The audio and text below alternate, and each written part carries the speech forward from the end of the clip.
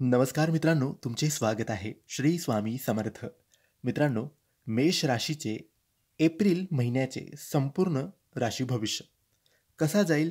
April महिना मेष राशीच्या लोकांसाठी कोणत्या गोष्टी होतील, कोणत्या गोष्टी नाही होणार, त्यांनी काय करावे, काय नाही करावे याबद्दल थोडक्यात सविस्तर माहिती आपण आजच्या या व्हिडिओमध्ये जाणून घेणार आहोत.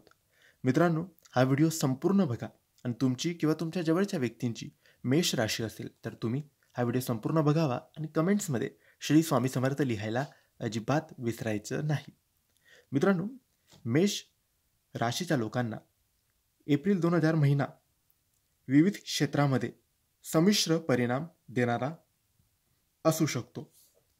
या महिन्यात करिअरमध्ये काही आव्हाने येऊ शकतात. पंचग्रही योगामुळे कामाच्या ठिकाणी अधिक धावपळ आणि तणाव तुम्हाला जाणवू शकतो. तथापि 14 एप्रिल नंतर सूर्याच्या उच्च स्थितीमुळे कार्यक्षेत्रात सुधारणा होण्याची शक्यता आहे. व्यावसायिकांना नवीन प्रकल्प आणि भागीदारीत यश मिळू शकते, परंतु सहकाऱ्यांसोबत मतभेद टाळणे आवश्यक राहील. या महिन्यात अनपेक्षित खर्च तुमचे वाढू शकतात, ज्यामुळे आर्थिक तणाव निर्माण होऊ शकतो. खर्चाचे योग्य नियोजन करणे आवश्यक आहे. देवगुरु बृहस्पतीच्या कृपेने काही प्रमाणात धनसंचय करण्याची संधी तुम्हाला मिळू शकते, परंतु खर्चावर नियंत्रण ठेवणे महत्त्वाचे आहे. आरोग्याच्या दृष्टीने हा महिना सावधगिरी बाळगण्याचा आहे. थकवा, तणाव आणि झोपेची कमतरता यामुळे डोकेदुखी, पोटाचे विकार आणि पायांचे दुखणे यासारख्या समस्या उद्भवू शकतात. नियमित व्यायाम, योग आणि संतुलित आहाराने आरोग्य तुमचे सुधारता येऊ शकते. कौटुंबिक जीवनात काही तणाव तुम्हाला जाणवू शकतो. लहान सहान गोष्टींमुळे वाद वाढू शकतात, त्यामुळे संवादात स्पष्टता आणि संयम ठेवणे आवश्यक आहे.